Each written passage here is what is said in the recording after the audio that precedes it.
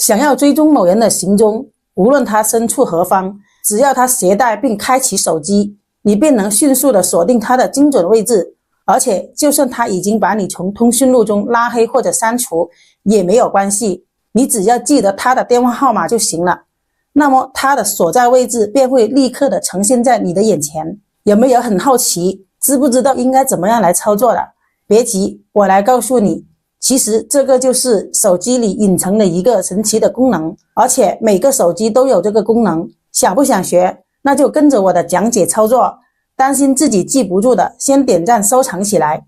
我以苹果手机为例，首先长按那个无线网不要放，接着在弹出的页面中选择仅限联系人，然后再返回到手机的主页，找到这个查找并打开它。看到没有？